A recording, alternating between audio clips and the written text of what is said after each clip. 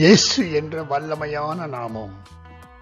இயேசு என்ற நாமம் விடியற் காலத்தை அந்தகாரமாக்கும், ஜாதிக்குள்ளே பயங்கரமாயிருக்கும். இயேசு என்ற நாமம் ஜாதிக்குள்ளே மகத்துவமாயிருக்கும்.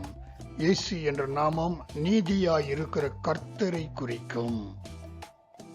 இயேசு என்ற நாமம் வானத்தில் தனது மேலறைகளை கட்டி, பூமியில் தனது கீழறைகளை அஸ்திவாரப்படுத்தி, சமுத்திரத்தின் தண்ணீர்களை வரவழைத்து அவர்களை பூமியினுடைய விசாலத்தின் மேல் ஊற்றும். இயேசு என்ற நாமம் யுத்தத்தில் வல்லவரை குறிக்கும்.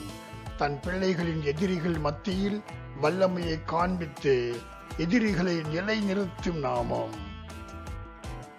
இயேசு என்ற நாமம் அதிசயம். இயேசு என்ற நாமம் உயர்ந்த அடைக்கலம். இயேசு என்ற நாமம் பரிசுத்தமும் பயங்கரமுமானது.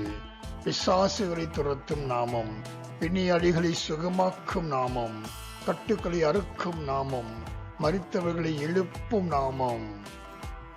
இயேசு என்ற நாமம் அதிசயமானவர், ஆலோசனை கர்த்தா, வல்லமையுள்ள தேவன், நித்திய பிதா, சமாதான பிரபு. இயேசு என்ற நாமம் தன் மகிமையை வேறு ஒருவனுக்கும் தன் துதியை விக்கிரகங்களுக்கும் கொடுக்காத நாமம். இயேசு என்ற நாமம் நம்மை பெயர் சொல்லி அழைக்கும் நாமம். இஸ்ரவேலின் பரிசுத்தருடைய நாமம் இயேசுவின் நாமம். மனுஷர்கள் ரட்சிக்கப்படும்படிக்கு வானத்தின் கீழெங்கும் கொடுக்கப்பட்ட நாமம் இயேசுவின் நாமம். இயேசுவின் நாமத்தை தொழுது கொள்ளுகிறவன் ரட்சிக்கப்படுவான். கர்த்தர் மோசேயிடம் சொல்லிய நாமம் இருக்கிறவராக இருக்கிறேன். இதற்கு இருந்தவர், இப்போது இருக்கிறவர், இனிமேலும் இருக்க போகிறவர் என்று அர்த்தம். நாம் எப்படி அழைக்க வேண்டும் என்று நினைக்கிறோமோ அப்படி நாம் ஆண்டவரை அழைக்கலாம்.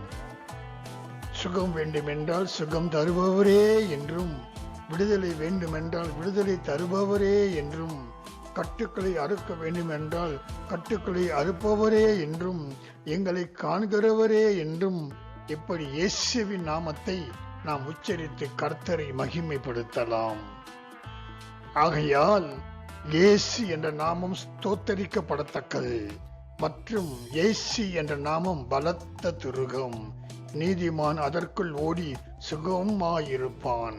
இயேசு என்ற நாமத்தை நாம் உச்சரித்து இந்த நாமத்தினால் பிதாவிடம் எதை கேட்டாலும் அவர் செய்வதால் இது வல்லமையுள்ள நாமம். ஆமென்.